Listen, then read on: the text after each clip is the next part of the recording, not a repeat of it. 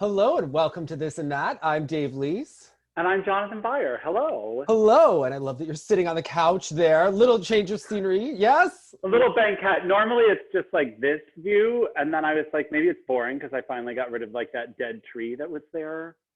Where's your roommate? By the way, this is the skating lesson. We're going to discuss everything going on in figure skating this week. So if you're new here, please subscribe. We're almost at 22,000. So excited.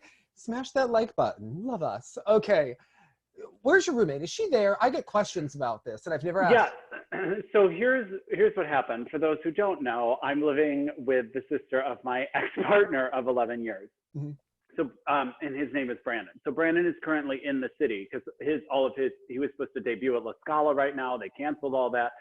So he was getting bored, as you could tell from social media. And he was definitely craving human attention. So she kind of went and switched like her location. So I've been on my own during this whole like Corona time. And what is the status?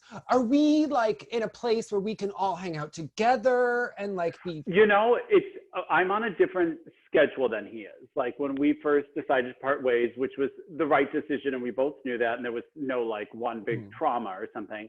He wanted to be friends right away, and I needed some time. And now I'm in a place where I was like, oh, we could hang out and catch up. And now he doesn't really seem to want to do that, so it's fine. It's completely cordial. Between us, like if we do see each other, like I saw him on Easter, I think this year. And like, am I supposed to fake like his posts on social media? Or am I supposed to look at school? I kind of have a mix of both. I'm kind of like, see, and I've done a good job of just been like letting it be over there. So like I heard from a lot of people, he's been posting a lot of him singing during the quarantine time. But I think that went away with time. Like I think he even burned himself out. But so I would hear about it from other people. Mother was playing the piano. I didn't know. I had a lot of questions.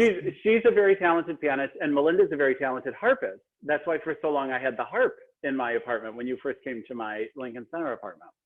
And what's with her boyfriend? What's going on with him?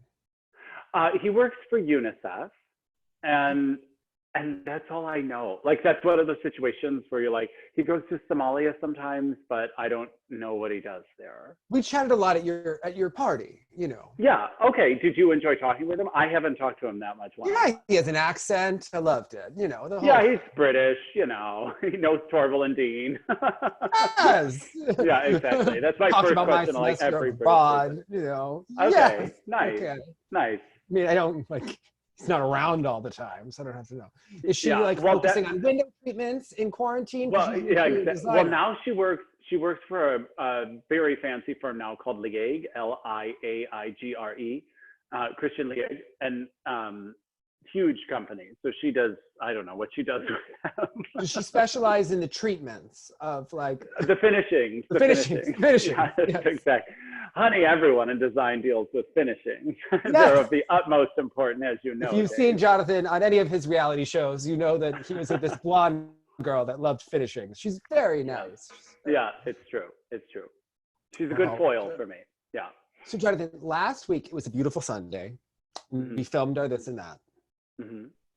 You know, and I thought, oh, this, you know, not too much happened, but it'll be it's nice for us all to just keep connected. Yeah, exactly. Yes, we had a nice discussion on diversity and lives mattering, and you know, it felt good, right? And then we shut the computer, drama over, all set. No more skating news for today. Drum roll, please.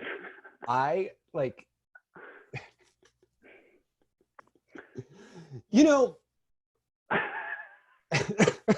you know when someone says something so offensive, and even if it's at me or like my people, when Alexei Yagudin, okay, so the backstory, J.K. Rowling apparently is a bizarre kind of feminist who is very concerned that somehow trans females are encroaching her rights and privileges and identity as a cisgender female. And that's confusing to me. And I saw that what she said was considered offensive to many people. And I really had to dive in because the way she worded it was very confusing. And it's strange because she's a writer, but she's like a kid's writer. Because was she posing it as a question or a concern, or was she posting it as sex? I remember reading it, but it had the words in it that like sex isn't real, or being told that sex isn't. And the thing is that I was very confused because I went to Ithaca College where it's a liberal arts school where you think abstractly and write all these things, and you do like, the deep thinking in the college in the snow in the woods, right? And I took a class in sexual impression, and I was honestly confused because I was like overthinking it. And I was like, wait, maybe all of my views are wrong, because I was taught that sex is the biological component, right? And of course there's intersex where you have undefined genitalia, and this does happen, and like trans can be related to it, it cannot be, it's just, there are all different things that happen, right? And that gender is like the mental, emotional state of like gender expression, right, of the sex. So like one is like a physical, like is or is, but like and they're two separate things. And then she was writing that sex isn't real. I'm like, wait, what is she talking about? Like you have, or you like the body parts are like, I was like, so confused. So apparently, like, and I had to like, I started Googling because like I knew what she said was bad, but I was so thrown, right? Or designed to provoke. I mean, yes. And I didn't understand, like, one, what is she saying? And two, why does she care? Right? Like, what is this about? What does this come from? Yeah. And I don't mean this in a sense of like like, to me, the whole like trans debate, I understand when you're talking about something like athletic competition, that is like such a difficult discussion about, in certain sports, about whether or not someone has hormones of a male and then they're female, like does that impede athletic performance? Like that's a really complicated question. Yeah. One of which I would not want to have to make a decision about, because I can see it from 12 sides with complete compassion for the athlete, right? And like wanting to give them opportunities, and then you also want to keep everything fair, and then you also know that maybe someone has an advantage in this way, but then they have so many struggles in another way that like, does it all balance out? Like, there's so many variables, right? So she wrote this whole thing, and Adam Rippon was like horrified by it and spoke out and gave $1,000. And my honest thought was, and gave $1,000 to, it was an organization that supports trans, the trans community, trans rights, and I think that's great, right? Okay. And my take on the trans is like, I don't have that experience. I imagine it would be extremely difficult, and I have like empathy and compassion for them. I haven't had to live that, like, right, and at the same point, like, honey, where you want to go to the bathroom, of no concern to me. I just hope you're safe and protected and feel great. I know that as a gay man, being in the locker room in high school, a very triggering experience. So whatever you want to do, you want to have your own bathroom, you want to go in the men's room, you want to go in the ladies, like, do not care. Last thing I care about, like, just honestly how I feel. You do you. You do you. Yeah. And I was talking to Jenny about it, and she was saying that what they learned is that usually when someone has a fixation where they're like vehemently anti-abortion or vehemently anti-gay or vehemently like anti-trans, like it comes from some sort of a fear. Of course it does. I mean, in the same way, I have always found this with, I can only speak to my own experiences, but about homophobia. Why do you care so much who I'm going to bed with? Chances are this has something to do with you that's out of the rationale of the average person. You know what I mean? And it's no surprise. I mean, I remember I first saw it when I watched The Birdcage, but when it would be usually senators or some sort of activist that was anti-gay, that of course then was found having tons of gay prostitutes you know, that great documentary that the media completely ignored because it was so on the nose and involved so many, I'm blanking on the name, and I've looked it up. It's a documentary it's from about 2009. It deals with Senator Larry Craig, but it deals with so many, Ed Koch. There's endless amounts. In Florida, There's endless amounts. Yeah. Many politicians that were known to be gay men, but living as, we could have it in skating as well. I mean, it's ridiculous. 100%. For instance, we had talked about that Skate Canada thing, and it did come back to me, and it was, because there was that book about this subject. Did you read that, the skating book about masculinity and skating? Wait, I'm just looking for the... I've heard articles. I've been interviewed about this. I don't know if I've read the book. Well, the book is called Artistic Impressions, Figure Skating, Masculinity, and the Limits of Sports. And it's by Marie-Louise Adams. And she talks about the Skate Canada... book that says that the layback is like a subservient female act. No, that's a different book. Another piece that came... Yes. Oh, okay. This was in 2009. Skate Canada came up with a program called Figure Skating Gets Tough. And that was what I was talking about, where it was all these old queens trying to figure out how to butch up figure skating. Well, you know, you talk about the fear, right? And homophobia doesn't always have to be necessarily that someone is afraid of being gay. Sometimes it can be the fear of being perceived as gay, right? So I think, I was thinking about this morning, about Scott Hamilton and like what it is that's so triggering about him. Because like people either love Scott Hamilton, like in a very Midwestern, like, oh, he's so sweet. Or as like, if you're someone like a gay man, like you might take Scott Hamilton. You see the red flags, yeah. Yeah, and I was thinking about his book, and like Scott Hamilton has a fixation on sport, and like male skating being like masculine, and that's the way he like ran his tour, right? And like if anyone was gay, they certainly didn't talk about it on Stars on Ice, and they had very conservative sponsors, and that goes along with his brand. And why? And it's so interesting because he's acts so lovey-dovey about everything but, right? And then we interviewed him, but you know, this fixation started for him as being a male figure skater before off ice. So people weren't really like tremendous athletes in the same way where they're so built like they are now. Well, and he struggles. He's very demure. He's very short. He's very slight. Napoleon thing. And he's slight. And so his whole book, Landing It,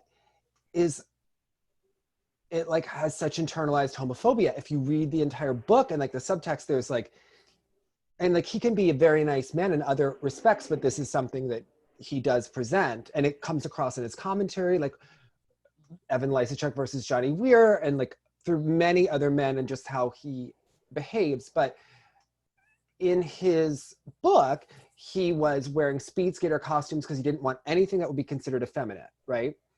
And he also outs many people in his book who maybe were dead, but it was like made people just like, it just question its purpose, yeah. Question, right.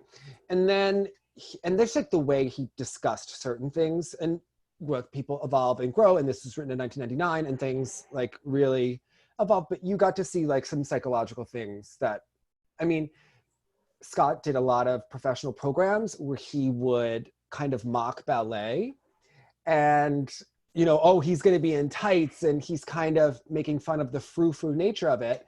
And then I took a step back and I was like, wait a second. What are you making fun of here? What are you making fun of? Because if I were to look at Baryshnikov or Nureyev, I wouldn't say that their dancing was necessarily effeminate. And frankly, I would say that they're better athletes than you are. Yeah, more talented. They're powerful. Their endurance, their stamina. When Baryshnikov hooked up those chords to his heart and was like matching his heartbeat to the music, I'm like, this is someone in total control of their body. Like his Don Quixote program from the 2000 year, I was like, wow, like that has so much to do with Scott and his own fear about like tights being ridiculous. And then you see another man who's like a different cultural background. It was just like interesting to me. So Yagudin has had, so Adam tweets about J.K. Rowling makes $1,000 donation to the Nyla Project. Does that sound Nyla right? Project, yeah. Yeah. I wasn't familiar with the organization, but me neither. So right after we finish this and that. I think I actually was texted it during. Yagudin had made an Instagram post. A story, right? It was a story? A story and a post. Okay. And he was talking about, and it was a picture of Adam. Doing a knee slide in like his sheer red and the burgundy and leather. And it said, what the F? Why don't you go die? Like, when are you people going to go die? And he connected him to Earth's mistake. Like the coronavirus. Which was, and I didn't even read that. This is open to interpretation because, of course, we also know translations are so difficult. Oh, I got this translated by several Russians. But I didn't read it about Adam specifically as much as I did gay people were Earth's mistake. It was not about Adam. Yeah, because it was interesting in Adam's recap of it on his own Twitter. He said someone called me a mistake of the Earth. Someone hopes I die, and I was well, I mean, it was a picture of him, so he's. I'm going to argue it's even worse because I think yes, because he is included in gay people. Mm-hmm. Is how I read that. And, you know, I never thought that Adam would be like personally offended. Although obviously, someone having a photo of you and writing thing is like upsetting from your world, not a random weird internet troll. Like from someone in your sport. But the other thing about this, and I don't want to like say anything out of hand, I'm gonna be very careful. If you read the comments on those posts, or you've been around skating for years, there are a lot of stories about Alexei Yagudin, a lot of things on tour. I would look at what skaters liked certain comments. I would look at what, you know, there's a lot of history there. And it's just like the thing that's like boiling at the surface, but it's been boiling at the surface for years, right? and I tried to have a discussion with Igor. And I feel like Igor feels like he has to like protect the Russians a little bit. And I was like trying to explain different concepts, and he was like, Dave, we have an expression in Russia. You didn't light the candle. I was like, not my candle, I understand. No, I'm like, he's like, no. I was like, okay. Used to be like 1,000 years, maybe 2,000. When girl got married virgin, mother, light candle, make sure everything in order. So you didn't they used to do that to the empresses, like to make sure. I'm being serious. Like, or like the sheets in Italy or whatever. Yeah, totally. I was like, I get it. We weren't there. We don't know. I was just saying, I was trying to explain deeper concepts about like internalized fears, okay? Or phobias, or.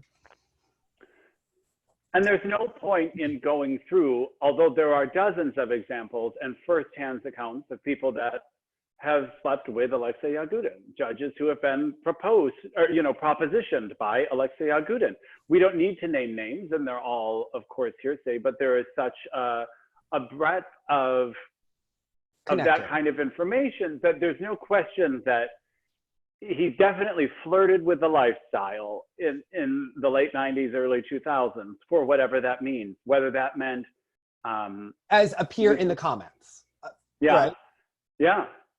And I don't know. I don't want to say that anything is true that I didn't light a candle for, right? Right. We were not there, but the supporting material that has always been in existence and continues to be in existence. But I do know that there are credible sources, first-hand sources, who say things that don't want to talk on the record about it. That don't want to, you're right. But that will tell anyone. And there were people that were there. He went to clubs with Brian Orser.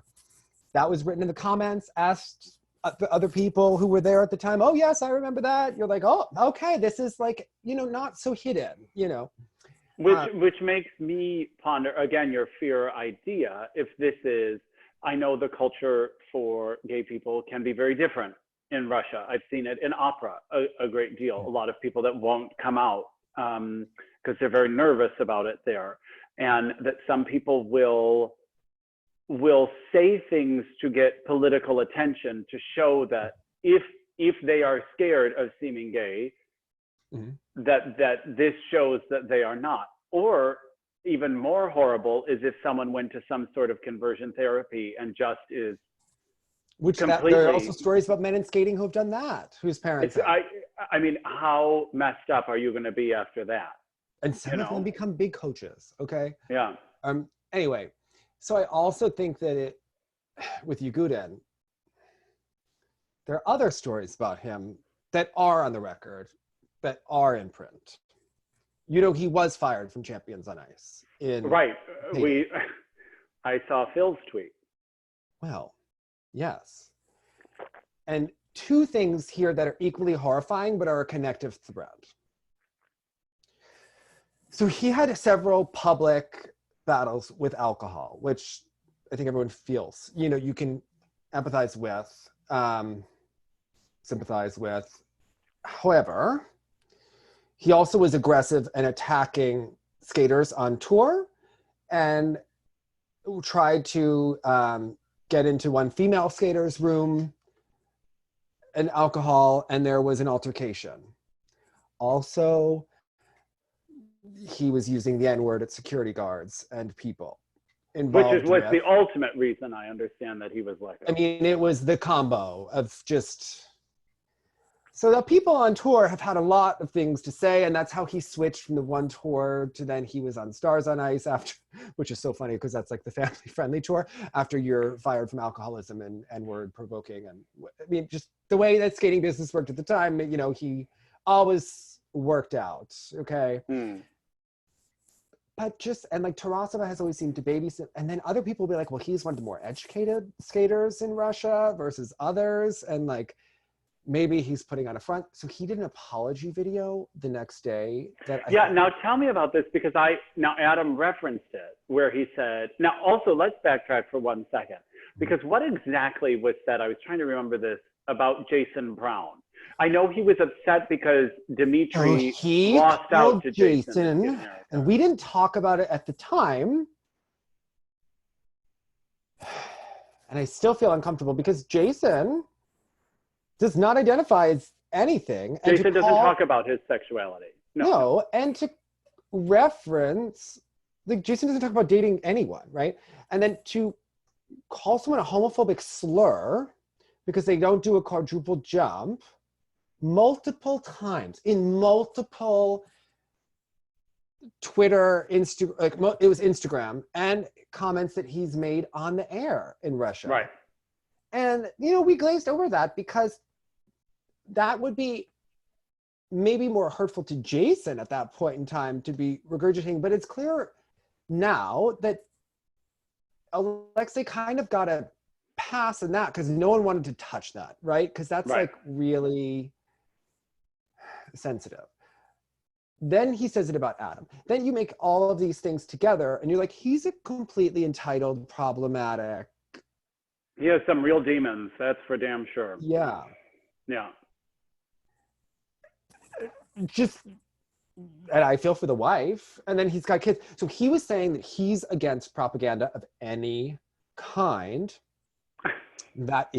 and doesn't understand why we have to care about trans people when there are kids in orphanages, which is like,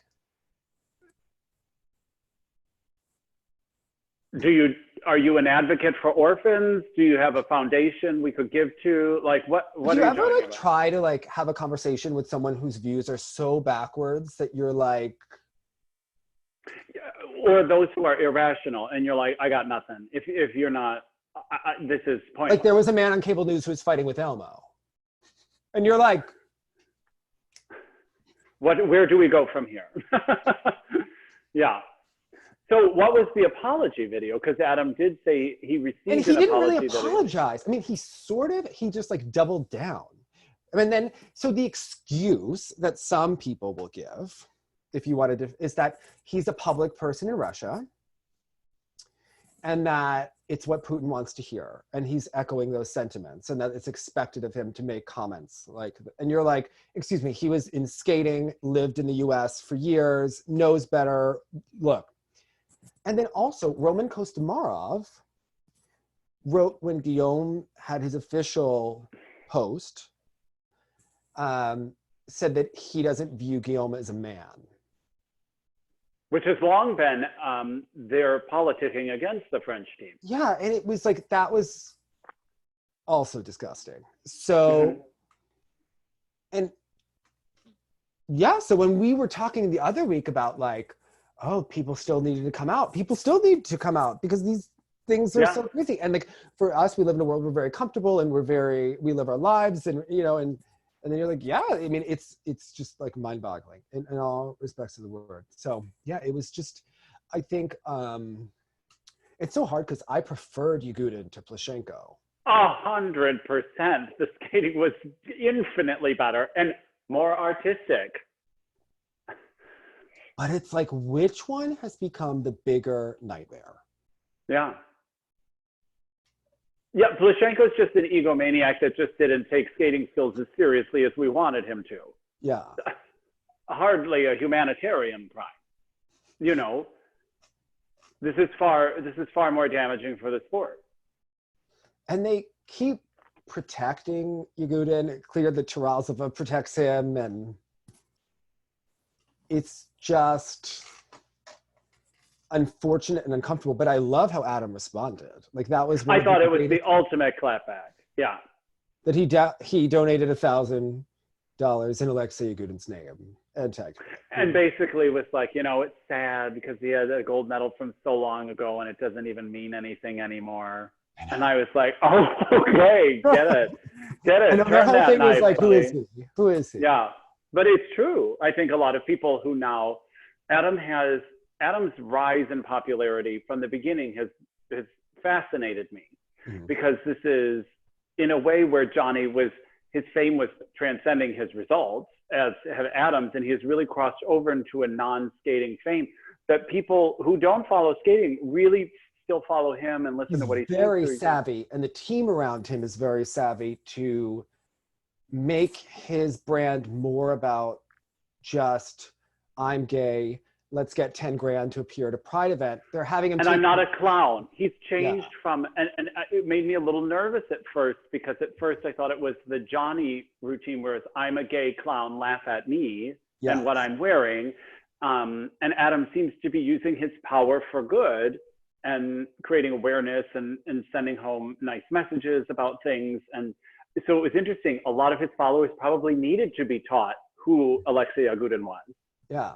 And I mean, there's a whole thing of like, should athletes talk about these issues or not if they have a platform? But you're like, looking at it from one perspective, Johnny has me politics. You know, he was anti-Bush when Bush was anti-gay, but then he's tweeting on Ambien horrible things. And you have Tara who has a plantation wedding.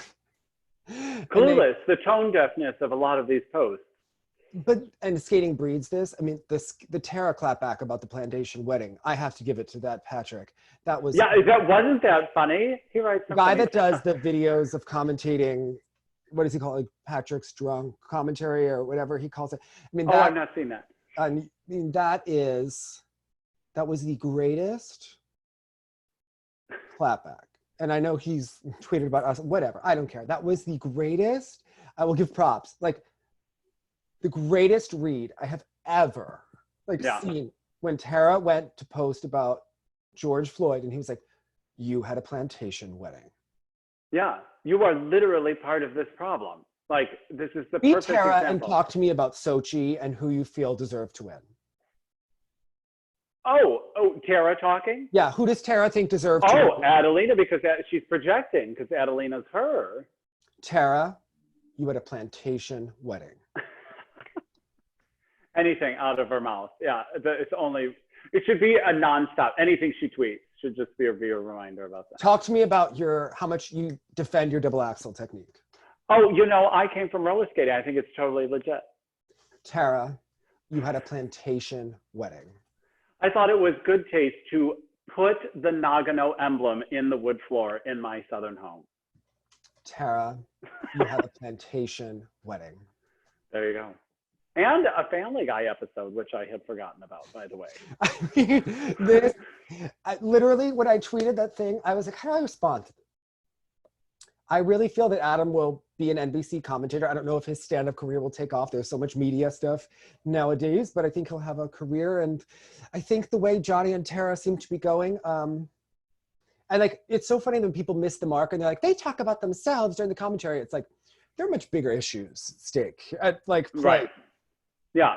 I mean, to be fair, you know, Scott did say something insightful when he knew that he was being replaced. First of all, he's bitter, and for all people to replace him, that it's Johnny, like literally the anti-Scott. But he his did make a valid narcissism point. had him take that reduced role to be like the Dick Button old man with them. Right. For real, at the side. It was so, like, you knew he was hating every minute of it. But he did say, you know, I always tried to commentate for the sport, and I hope the next generation does that as well, instead of making it about themselves. I mean, it was so obvious what he was saying, but yet there's something a little bit to it. It's no longer amusing if Johnny calls Terry Gannon Terrence. Like, we're not all hanging out together. It's 2020, 6 years have come past, you know, their original Sochi freshness. We're ready for something insightful and their freshness was built on the fact that they were doing cable TV during the day, and writers who are beat reporting this online during the Olympics were amused and made a big thing out of it. Yeah, it was a cute novelty. It's cute. Because it was in addition to the real commentary. Yeah. So anyway. Very tricky. Yeah. I think Sandra was much better with Paul Martini than Scott, and I think they would have been better on US TV. Sandra's amazing. We were rewatching the Nagano Ice Dance, which was a commissioned episode, which we are posting on. It's been like a year in the making. With Mark Hanready. Yes, and really, we've thought about how are we going to judge this? What were the rules? We just had a deep dive discussion, and it was fantastic. Great. It really was. I think everything that people would want to discuss in Nagano, right? Agreed. It's just... And don't worry, I was wild with my results. I was wild with my opinions. You know, it was just... we left no shame. Stone unturned. Yeah. Yes. But we were thinking, Jonathan had the great idea that, so people often ask us, what are these judging videos? Are they good? Are they worth it? I know Brian on YouTube was like, I didn't know that it was where the real stuff happened. So we are going to try to make a YouTube-friendly version of our judging. Yeah. We'll have to scale it back because it's a real no holds barred on Patreon, with secrets you can spill and, you know, the lack of fear of backlash. Yes. Very different. So it's in the Twitter community is. Yes. It's tough. It's a tough one. Now, I do think that a great event to do would be the 1980 Olympics, because so many people will say that Denise Bielman... Ladies was robbed. And when you watch her skating, you could be like, well, yes. Although, I have to tell you, Jonathan, because when I interviewed Denise, she was like, you know, I really didn't like doing the figures, not my strength. If you take the figures results as legitimate and just judge the free state portion, I still think you have Linda and Denise on the podium in whatever order we'll have to see. But we need to discuss watching the short program. I don't know how Annette Poach was in the top 5 in the short program. Well, and here's the tricky thing, because already we knew this goofy stuff was happening. So it was fun. The thing I love about these Patreon things and that you're posting these old things is with today's eyes to go back and sort of reassess an era. Like 1980 was kind of out of my wheelhouse as I was not alive. But when we went back for the Linda Frediani interview, and I was watching all that 76 to 80. Oh, yes, you loved Wendy Burgess. She was your girl. I did. But Lisa Marie Allen is fascinating. And we're talking about, Linda talks about the real confusing element for her and Frank were the results from Dagmar Lertz's figures. And remember, Frank was like, Linda, we are marching out to that ice and we are looking at those tracings right now. Because Linda was upset because she thought she must have done poorly. And he was like, look at those tracings. Do those look any better than yours? And then he like stormed off the ice. As he should. Exactly. Right past Carlo Fassi, who would have... Oh my gosh, I was sending Frank to someone yesterday who was on that like, Frank destroyed Gracie, and I was like, you need to look at the facts of this. Yeah, you need to get a clue. Yeah. So, But yeah, it's a fascinating event because also Emi Watanabe, fabulous fun Japanese skater to watch of that period. Could be interesting. Double axel, enormous, enormous. Yeah. Set a cultural norm. Barbara Rose's glasses, they would have their own Instagram, Twitter handle. Okay. Correct. And Sandy Lenz, a real underappreciated Scott Vold skater. Yeah, it's true. And poor Priscilla Hill could never make the damn event, but she always had such lovely qualities at those nationals that we were watching then. These are great things to reconnect with. And people, and Linda, being the queen that she is. Perfect student. I'm so surprised Frank just let her not wear her planned outfit for that Olympics. Frank, that she just repeated. Frank, you were too close to Linda. You didn't. After that killer 76 free skating Bob Mackie dress. Do you think Frank was just in a bad place because of his beard? It was really not his cutest look. You know, I just think that Frank was so peachy, and look refined. What was going on? Yeah. I like my Frank dapper, turtleneck. Clean cut, yeah. Yes. We need a preppy Frank, not an artsy Frank. Yes. I was like, what is Frank doing during quarantine? Calisthenics. Reading, Reading. Watching Turner Classic Movies. What's he doing? You know? Framing more photos of Maribel. Oh my God, I was talking to Jonathan Cassar about opera. Like, going to the opera, that's such a nice thing. How lovely. And I was like, this is why you're Frank's favorite. Yeah. Okay, two of you together, right? Yeah, exactly. Right? Yes. Okay. I always enjoyed his skating. Me too. We weren't doing the show when he was skating, but I always enjoyed watching. And I was like, you should defend that Schindler's List. You're an eighth Jewish and you're gay. It's okay. You're allowed. Yeah. Okay. And that spread eagle, like you got those. You got those. Got it. Okay. He said David Wilson planned his whole program around that spread eagle. He would. Any smart choreographer would. Exactly. Yeah. Speaking of David Wilson. Oh yeah, nice transition, Dave. All the PCS 10. All coming back to me now. Okay. Oh, now to Mariah. Okay, no. Rika Kihira announced. She is, well, this is the weird, like, Japanese semantics. Because obviously, Brian Orser is now going to be Rika Kihira's coach. But they still list Mia Hamada as her They head use coach, the word, she's augmenting her team. So it's clear her name still is going to be on it. And you know, Hamada's she all still about has a managerial role, even though they have agents and Brian will be calling all of the shots. But in Japanese skating terms, and she's still, the way she's augmenting to Sachiko, who got the heck out of Dodge on another continent away from her, at the same time that Mia Hamada is being sued for abuse and still has like a managerial role at Kensai University. But and you know, there have been stories about her for many years that. Which is so horrifying to me because one likes to think they're a good judge of character. How could you ever tell from a kiss and cry? But it's scariest because it's rather surprising. You know who the first person was who told me the real deal? Megan Duhamel. Yeah, she called it a long time ago. She knew that. Yeah. Yeah.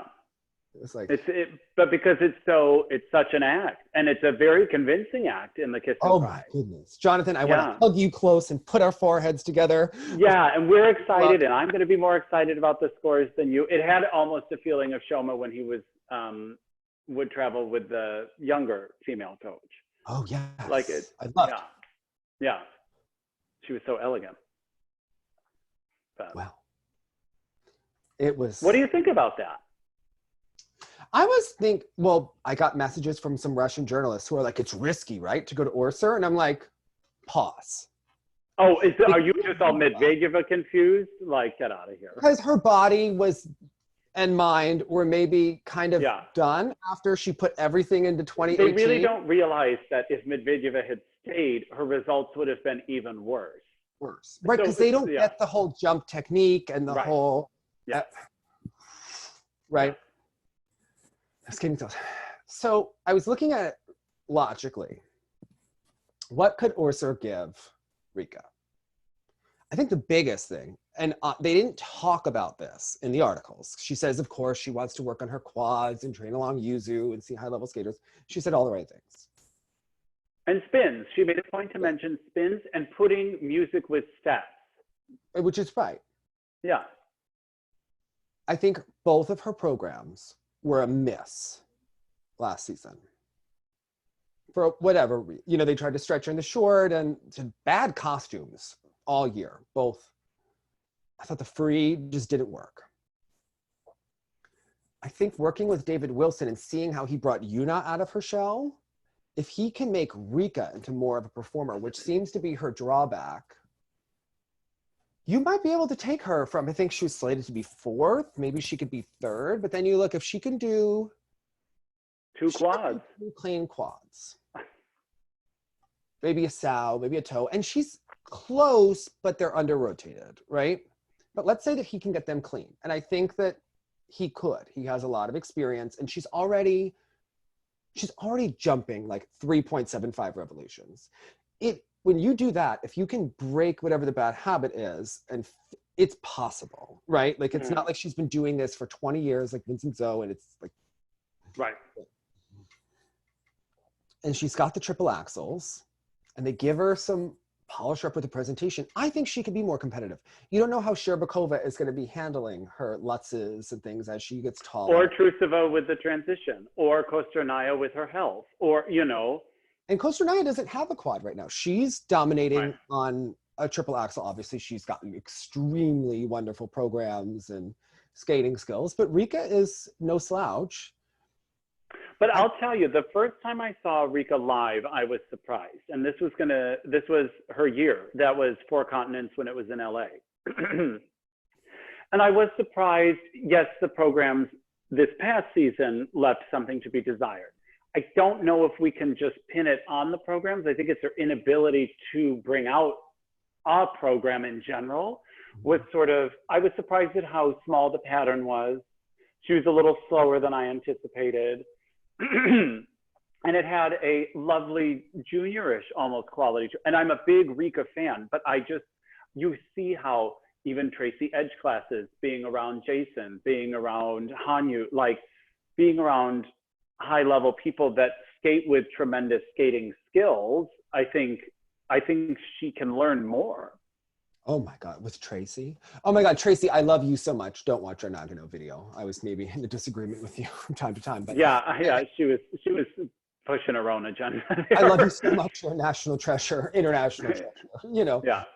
I think she could give Rika some more power, and with some more power before you go into the jump rotation, that could be quite. Because Rika shows personality, it would appear, off the ice quite easily.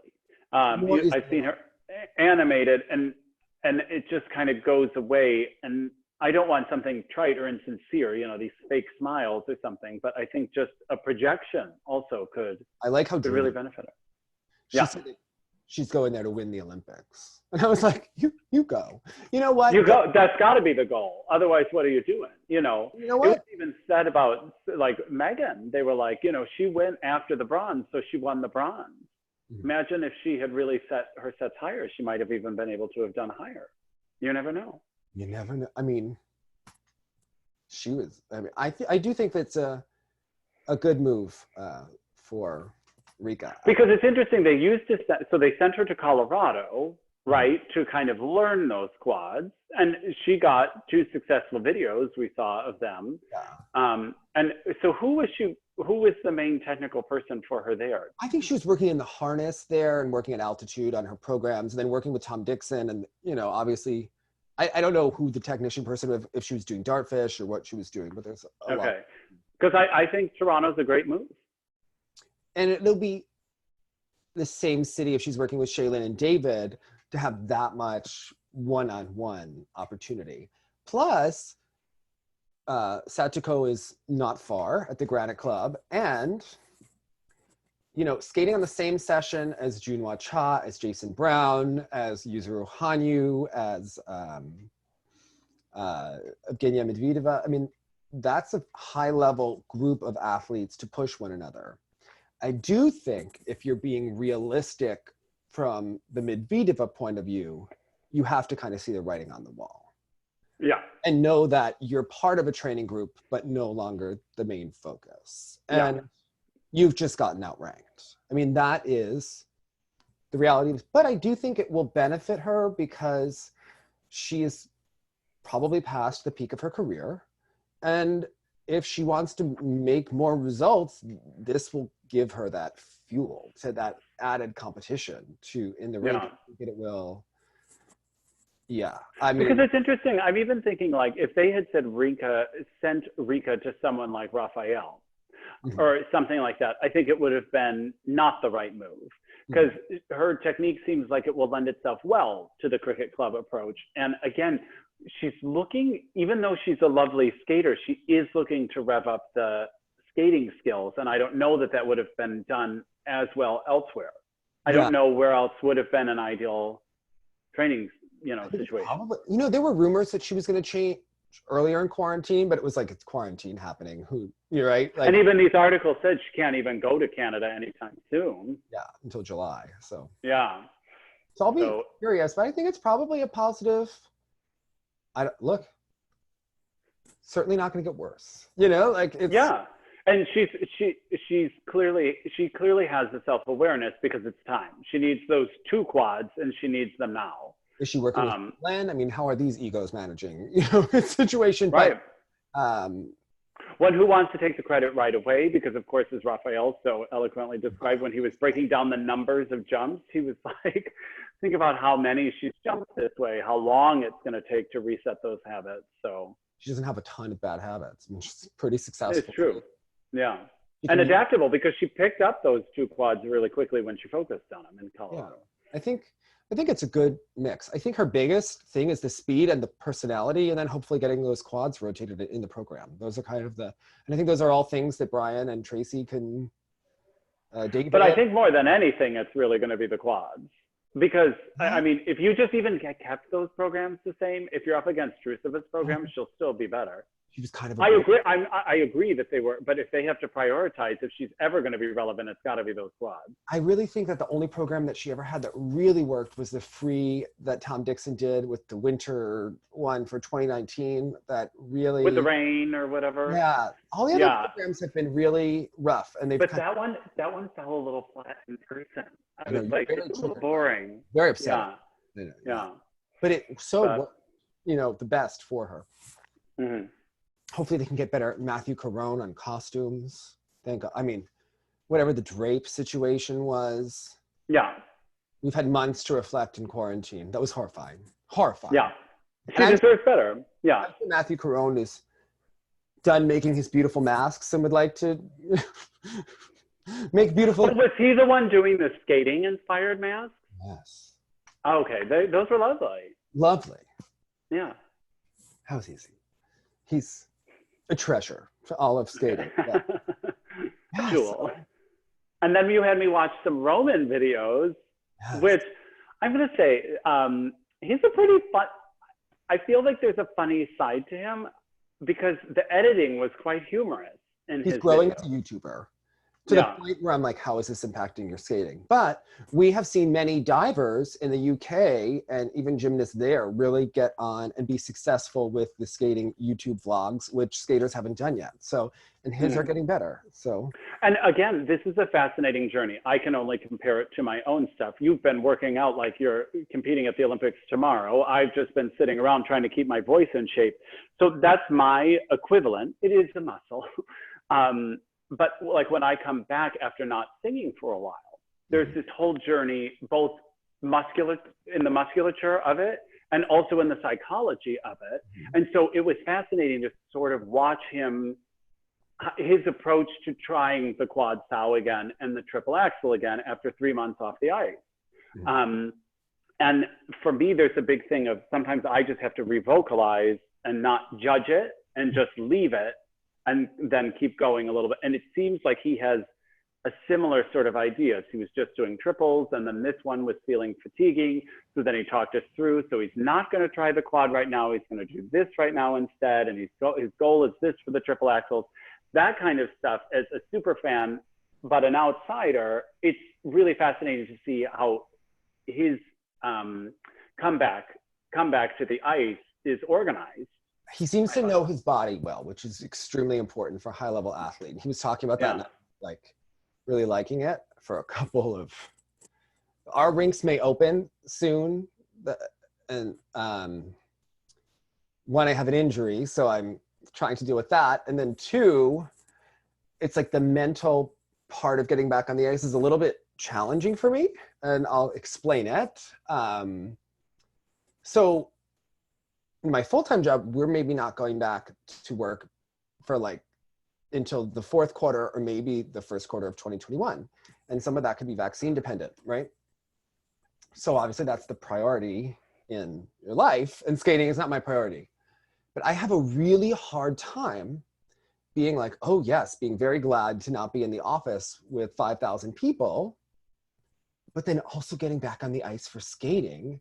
And I'm going to be skating every day, but then not going into the office. Like that feels like I'm somehow playing hooky or doing something wrong. Like it just feels like the priorities are mismatched for me. And it feels wrong and inappropriate where my brain is like, something psychologically is like off here. That's like crazy. Because it's about the place, because like you're still working from home, you're still putting in hours at your job. It's still putting in hours, but we're not going back. But it's just weird that like the rink may be opening and then maybe we are getting a second wave. I mean, it's a lot to work through mentally, especially we live in an area where people are still getting. Well, and that's the thing. I find it so dependent on location. And again, my sister just moved to Kentucky, and she was saying out there, you'd have no idea any of this was happening.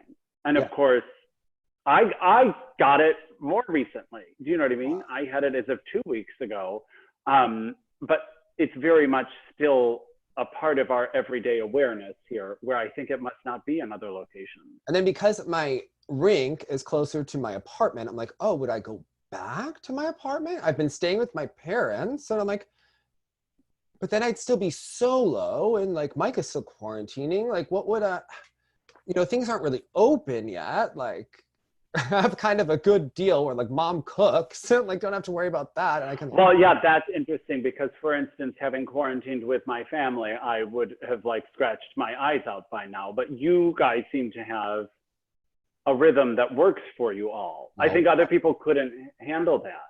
My mom has been working out with the ice skaters, so has my dad. My mom has lost 6 pounds. Her doctor was like, your numbers are fabulous. She's like, I know, I'm almost at my high school weight. Amazing. Okay, you come by it honestly, Dave. Speaking of that, La, who's been on the show, is leading a yoga class on Thursday mornings, and she's really amazing. La did her yoga training at Yoga Vita, which is one of the more pretentious yoga studios, where Ilaria Baldwin of Alec Baldwin yelling at flight attendants did her yoga training and teaches, and she is teaching a class recommended at 8 a.m. on Thursday morning. I bet she'd be a really good teacher. Have you taken it yet? I feel like she would be, yeah. And then there's a man on Saturday that we're conditioning with named Adam, who is part ice skater, part inline skater. Jonathan, he's from, I think, New Zealand. So, and you know, the roller skaters are a little bit more flamboyant in their costuming and their presentation, even than the ice skaters. Yeah. Let me walk you through this. Bleach blonde hair on top. Okay. Dark beard on the bottom. Okay. Really built upper body, thinner legs, chickens in the background walking around behind him in New Zealand. This is very New Zealand. Yeah. Wild or maybe not. Great accent. Midway through takes his shirt off and you're like, Screenshot. Yeah. Saturday, 10:30, do it. Okay. Okay. Which means what time for him? 10:30 at night? They've got to be like 14-hour time difference. What is going on there? Okay. Okay. Amazing. All we know is he's like shirtless and in nature. Chickens. Seems some sort of intense, like not a clue. What's going? I don't know. No one knows. Okay. Amazing. And Victor's jump classes, but I have to, so Victor does his jump class. He did on Thursday this week. I would check Igor's schedule, but I mean, they're obviously excellent. And then so I was learning the loop, and like Victor teaches like a very specific loop technique that was like a little bit different than I've ever done it before. And he is like, you cross with 2 feet, but he believes in taking off the loop from 1 foot, and was like kind of strong about it. And I was like, oh, like what? And I said to him, I was like looking, because sometimes I'll either rewatch my lessons or I'll watch videos of him to kind of like look and analyze the technique, and it helps me visualize it. I know with some of the harder jumps, it helps me to think about and see what I'm going to do with each part of my body before I do it, because I've never been a visualizer before with like other. So I've been trying to do that to like really watch what he did, and like, and I was like, oh, Victor has a really strong loop technique because he missed the loop almost every major competition of his career, and like would double it out of it. And I'm like, so he's analyzed this for years and like come up with what he thinks is best. I was like, yeah, okay. Fascinating. It is like quite an interesting thing. But I did my double sow off the ice. And then at the very end, he's like, let's try double flip. And like at the end of the hour where we did like double loop drills and axles and things, I thought that my knee might rip out of my body. Like, got it.